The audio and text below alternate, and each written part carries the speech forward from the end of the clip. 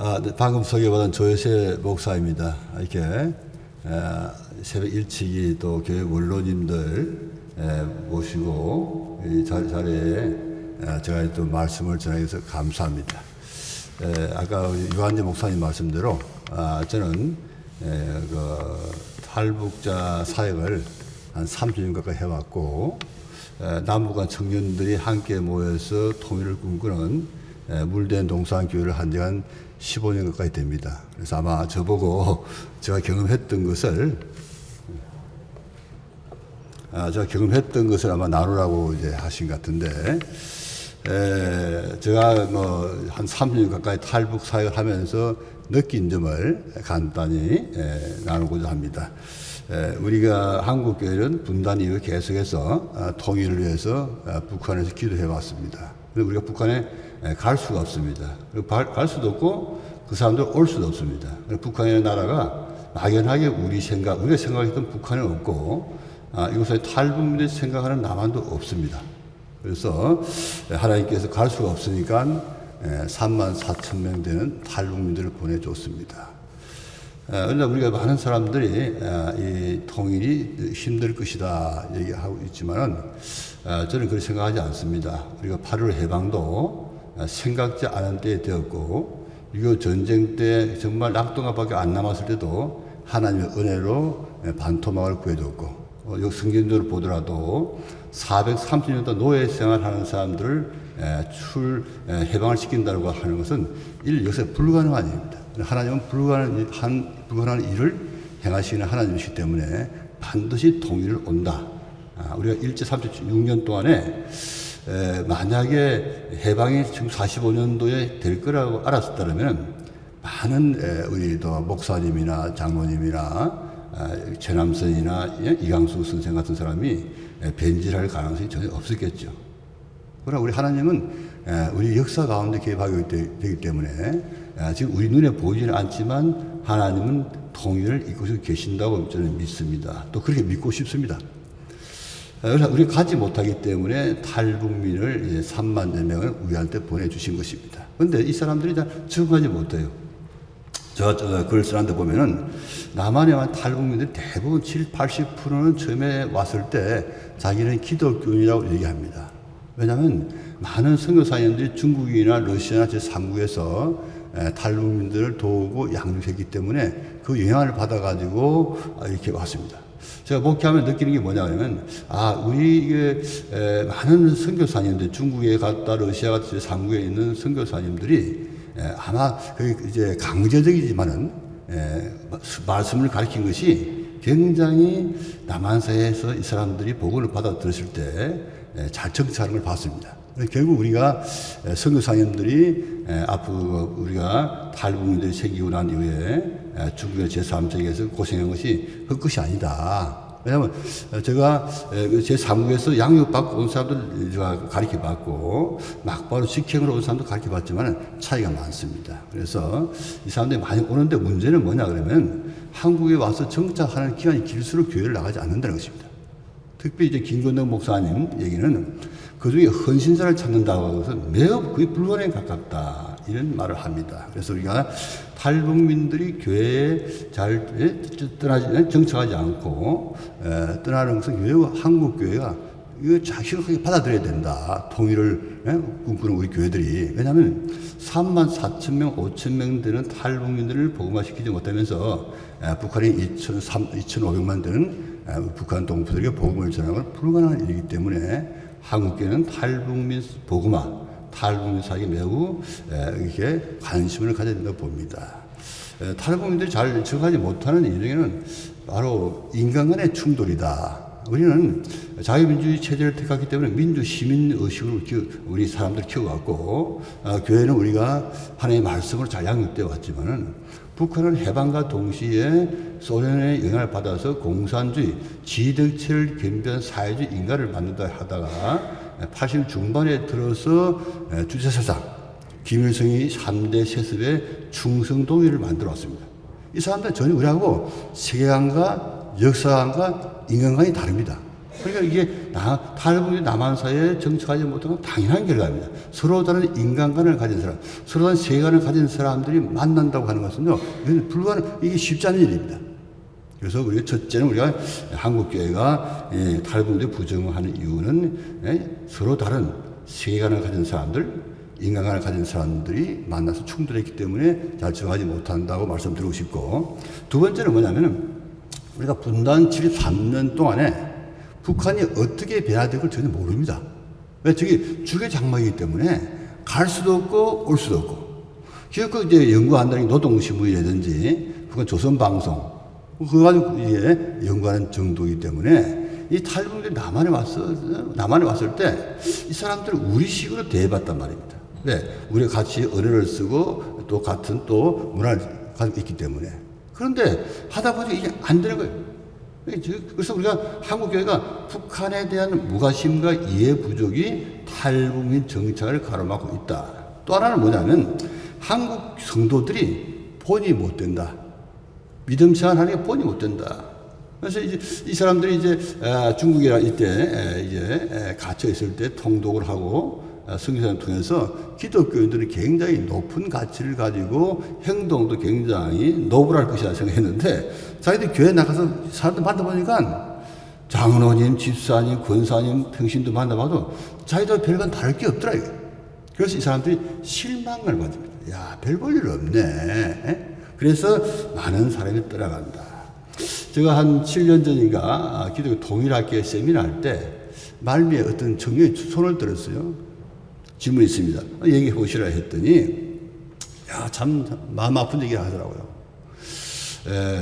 남한 성도들이 탈북민 보고 예수 믿으라 하지 말고 당신들의 모습 속에 예수의 모습을 보여주면 믿겠다.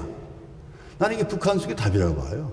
우리 예수를 믿는다고 하는 것은 예수의 말씀을 내 삶으로 담아내야 됩니다. 삶이 예배가 되어야 되는데 교회 안 하고 교회 바깥에서 만나는 집사님, 장로님, 권사님 삶이 다르더라 이게. 그래서 굉장히 실망스러워서 이 탈북민들이 교회에 날 정착을 못하고 떠나갑니다. 그러면 교회는 어떻게 지원해야 할 것인가?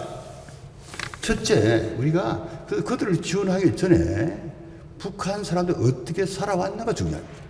여러분이 자녀가 있고 결혼을 하게 되면은 우리가 이제 결혼 배우자에 대해서 어떻게 살아왔는가, 집안이 어떤 집안인가 이거 알고 시집 장가를 보내지 무턱대고 보내지 않습니다. 복음도 마찬가지예요. 우리가 제3국에 선교사를 나갈 때는 우리가 모두 준비를 합니다. 보통 선교학교에 가서 그 나라 언어와 문화를 다 배우는데 북한 선교를 그러지 않았습니다. 지금까지.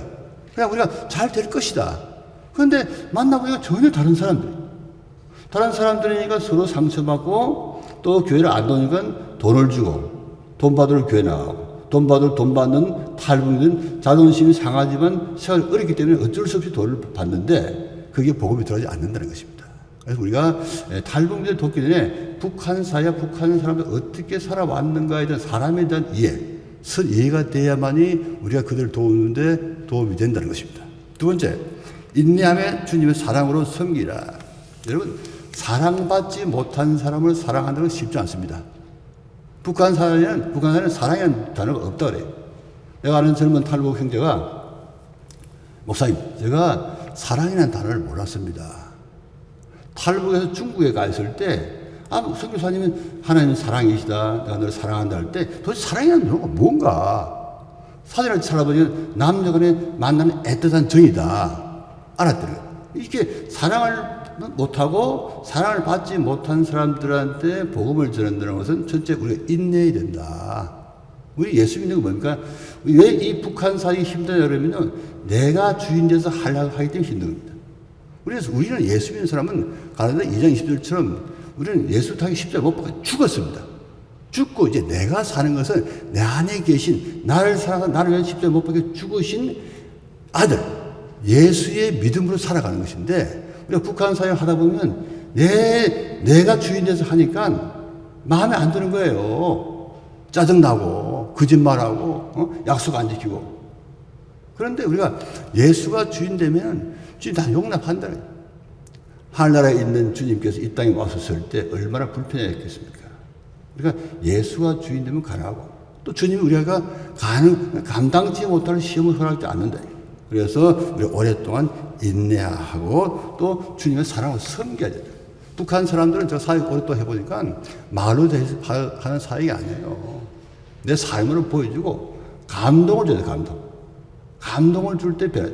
저는 우리 교회 요즘 놀라운 일이 일어납니다. 제가 암이 걸려가지고 3개월 전에 저리서 난 말기 암 걸렸습니다. 근데 하나님께서 2달 만에 원상 복구시켜 주더라고요. 놀라운 하나님. 근데 제가 이게 아프고 있을 때요, 우리 남한 성도보다 북한 성도들이 나한테 병원비 주고 넣어주고 기도하는 걸 많이 봤습니다. 이 탈북민들이요, 생각이 복잡하지 않습니다. 북한 사람들은. 왜? 주체사상으로 이 복잡이 딱 가지고 있다가 다른 게 못 들어가기 때문에 남한에 딱 와서 이것이 거짓이라고 하니까는 거기에 복음, 부활의 복음. 예수와 죽고 예수와 사는. 십자가에 죽으시고 부활한 주님이 내 안에 계시다 이걸 가르쳐 주니까 이 사람들 놀라운 삶의 변화가 있습니다. 이 한 자매가 변하니까 자식이 변하고 자식이 변하고 남편이 변하고 남편 동생이 오고 복음에 절대 능력이 있는 거예요. 그래서 우리가 북한 사람을 섬길 때 교회 섬길 때 선생을 가르치려고 하지 말아야 돼요. 종의 자세로. 오대 목사님 데이비드 로스 우리 YM 코리아 설립자 그분이 하시는 말씀이에요. 선교사로 가는 사람은 두 부류가 있다. 한 사람은 선생으로 가고 한 사람은 종으로 간다. 과거 서구 선교사들이 전부 제3세계 갈 때 선생으로 갔습니다. 자기들 어디 가든지 간에 샤워하고 잘 먹어야 돼요. 그런데 그런 사람들은 열매가 별로 없다는 것입니다.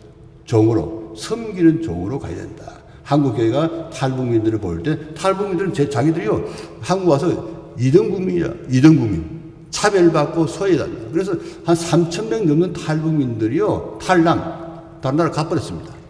한국교회 굉장히 이것을 관심 있게 돌아봐야 돼요. 우리 교회가 품었더라면 그리 가지 않았을 것입니다. 그래서 우리가 이 한국교회가 그를 섬길 때 종의 자세를 섬겨야 된다. 네 번째, 일자리 마련해줘, 일자리. 이 탈북민의 가장 큰 일은 생업입니다. 지금 60대 사람들을 2021년 데려왔다 생각해 보십시오. 할 수 있는 게 별로 없어요. 자매들이 없어요. 그런데 청년들, 또 자매들, 일자리 마련해요. 제가 탈북 대학생들을 이제 양육하는 셋 아카데미를 하고 있는데, 그 국민대학 전자공학과 나오는 친구가 있었어요. 그 제가 아는 집사님이 기업을 합니다. 집사님, 이 아이를 좀 써달라고. 근데 22일 날 전화가 왔어요. 목사님, 제가 목사님 말씀도 큰 결단을 했습니다. 이 아이를 쓰기로 했습니다. 이 아이 너무 좋아하는 거예요. 이 아이를 정규 채용할 때 특별 채용식으로 채용한 것입니다. 고신대 간 교수가 있어요. 그 교수가 제가 하고 있는 전략학교 학교에 입학했는데 목사님 저 도와주십시오. 뭐가 필요하냐 했더니 자기가 대학 강의를 얻게 해달라. 그래서 대학 강의를 내가 다행히 아는 친구가 서울시장대학 교무처장에서 전해서 강의를 얻었습니다. 그 친구가 그 강의 때문에 전주 기전대 교수로 가고 그것이 돼서 지금 고신대 교수로 작년에 갔습니다. 우리가 이 탈북민들에게 일들 조금만 도와주면 우리보다 더 나은 일꾼이 될 수 있고 이들이 정말 앞으로 통일하고 일꾼이 될 수 있다는 거예요. 그래서 우리가 한국에 있는 교회들이 교회 안에 집사님, 장로님, 권사님, 기업하는 분이 있습니다. 그런 분들이 조금 부족하지만 그들을 이렇게 채용해 주는 게 좋다. 또 여성 같은 경우는 아이도 봐주고 돌봐주고 이러한 식으로 우리가 구책이 필요하다. 제가 아는 강동의 한 교회에서는 교회에서 여자 탈북 자매님이 미용 기술을 배웠어요. 그래서 미장원 차려줬습니다. 그래 탈북인데 너무 기뻐요. 또 애들 유치원 그것도 채워줬어요. 구체적으로 도와줄 필요가 있다. 네 번째, 신학생과 목회자 수요. 탈북민 신학생이 많습니다. 제가 나와 있는 한 200명 되는데 이 사람들을 한국교회에서 받아들이지 않아요. 이런 이유가 있습니다. 한국교회가 통일을 원한다면 좀 부족하지만 그들을 수용해서 해야 된다. 이 한국교회 수용을 하지 않으니까 어떤 일이 생기냐면 자기들이 교회를 개척합니다. 개척하면 누가 오겠습니까? 탈북만 오는 거예요. 그래서 또 재정이 안 돼서 어렵습니다. 그래서 한국교회에서 부족하지만 탈북 목회자나 신학생을 수용하면 좋겠다. 특히 한복협에서 협회에서 탈북민 목회자 신학생을 멘토링을 하면 돼요. 멘토링을. 제가 탈북민 교회 있어봐서 알거든요. 이것이 굉장히 어렵습니다. 그러니까 우리 여기 원로 목사님들이나 이 한복협에서 탈북민 목회자의 멘토링 자문 그룹을 만들어서 이 목회를 이렇게 해야 된다. 이렇게 좀 관심을 갖고 해주면 굉장히 도움이 되지 않을까 생각이 듭니다. 마지막으로 탈북 청소년들, 아까 말씀드린 대로 탈북 청소년들은 통일의 일꾼입니다. 남북과 문화를 다 체험한 이들이요, 한국교회 리더가 될 것입니다. 그래서 한국교회가 이 탈북한 청년들, 우수한 청년들에 대해서 지원도 하고 공부도 시켜서 이 사람들이 기독교만 예수의 마음으로 북한에 하나님 나라 세울 수 있도록 도와주면 좋겠다. 우리가 사도 바울이 아까 말씀드린 대로 로마서 9장 1, 2, 3절에서 보듯이 가는 곳곳마다 사도 바울은 동조로 핍박을 받았습니다. 그렇지만 자기가 이 글을 바라볼 때 자기 마음으로 바라보는 것이 아니라 예수의 마음으로 바라보니까 불쌍한 거예요. 자기도 과거에 그래 했기 때문에 우리가 예수님이 우리 생명보다 더 귀한 예수님 살아계시지 않습니까? 우리가 만난 예수 그리스도를 주님의 마음으로 북한을 품어야 된다. 우리가 인간들과 북한하고 같이 살면은 망한다 생각하지만 그렇지 않습니다. 하나님이 북한을 사랑하십니다. 제가 오랫동안 하면서 못해 먹겠다고 하나님 앞에 새벽 기도하면 하나님 저한테 주신 말씀이 내 백성 고아와 가부와 나그네 같은 내 백성을 거둬서 구합다. 이런 말씀 때문에 제가 30년 가까이 탈북민 사회 하고 있는데 감동이 있습니다. 여러분 우리가 이런 탈북민들이 변화되면 놀랍습니다. 그래서 하나님께서 이 마지막 시대에 세계 복음화를 위해서 북한을 저렇게 흑암성이 있지만은 흑암성에 우리가 전하는 복음을 전하면 좌우나 우로나 구분 잡고 열방을 나갈 수 있는 동일 선교, 세계 선교의 보고가 바로 북한입니다. 그래서 우리 한복협의 훌륭한 목사님들이 보다 더 적극적으로 이렇게 좀 나서면 좋지 않을까 생각합니다. 기도하고 마치겠습니다. 사랑의 아버지 감사합니다. 정말 예수 때문에 우리 삶이 새로워지고 소망을 가지게 돼서 감사합니다. 아버지 하나님, 이 땅에 와 있는 나그네 같은 탈북민들을 잘 섬길 수 있도록 인도하여 주시고 그들이 잘 양육됨으로 해서 북한에 가서 복음을 전할 때 우리 함께 가서 저 항만 북한 땅이 하나님 나라에 임할 수 있도록 저희를 사용하여 주시옵소서. 예수님 이름으로 기도드렸습니다. 아멘. 네, 감사합니다.